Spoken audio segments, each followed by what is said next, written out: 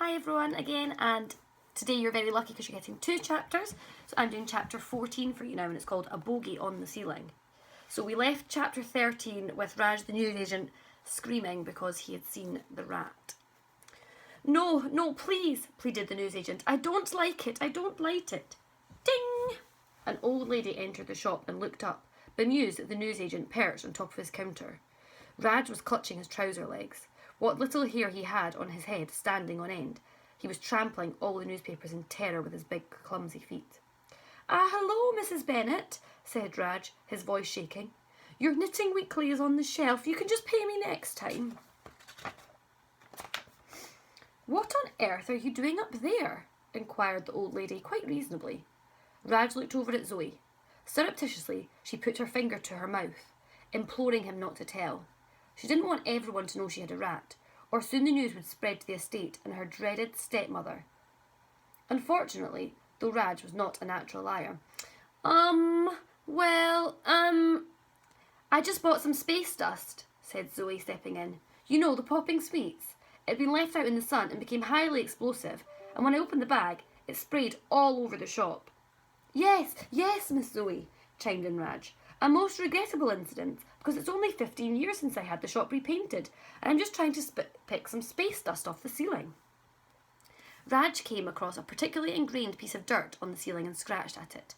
Space dust everywhere, Mrs. Bennet. Please pay me next week. The old lady shot him an unconvinced look and peered up at the ceiling. That's not space dust. That's just a piece of snot. No, Mrs. Bennet. That's where you're wrong. Look.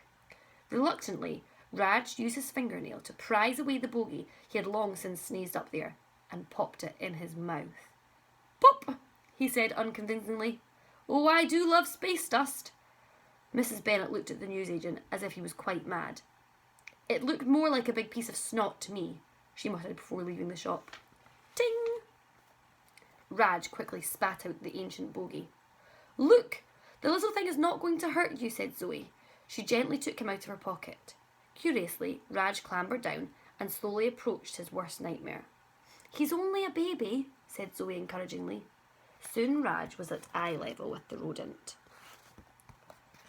Oh, well, he's a particularly pretty one. Look at his dinky little nose, said Raj with a sweet smile. What's his name?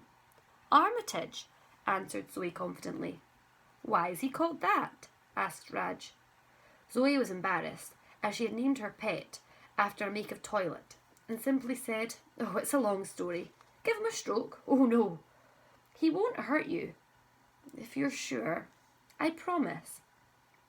Come here, little Armitage, whispered the newsagent. The rat squirmed closer to Raj to be stroked by this frightened-looking man. Ah! He made a lunge at me, shouted Raj, and with that he ran out of the shop, waving his arms in the air. Ding! Zoe followed him out, and she saw he was halfway down the street running so fast he could give the Olympic gold winner sprinters a run for their money. Come back! She shouted. Raj stopped and turned round and reluctantly plodded back past the row of shops to his one. When he finally tiptoed the last few paces towards the girl and her pet, Zoe said, He was just trying to say hello. No, sorry, but he got quite close. Don't be a baby, Raj. I know. Sorry. He's lovely, really. Raj took a deep breath and reached out to give Armitage the gentlest little stroke. It's nippy out. Let's take him inside. Ding! What am I going to do with him, Raj? My stepmother won't let me keep him in the house, especially as the little fellow's got me suspended from school. That woman hated my hamster. She'd never in a million years going to let me keep a rat. Raj thought for a moment. To aid concentration, he popped an extra strong mint in his mouth. Maybe you should set him free, said the newsagent finally. Free? Said Zoe, a single tear welling in her eye. Yes, rats are not meant to be pets. But this little one is so cute. Perhaps, but he's going to grow. He can't spend his whole life in your blazer pocket. But I love him, Raj, I really do. No doubt, Miss Zoe, said Raj, crunching on his extra strong mint. And if you love him, you should set him free. That's the end of chapter 14. What do you think's going to happen next? You can tweet me Let me know, do you think Zoe's going to let Armitage free, or do you think she's going to keep him? Let me know what you think.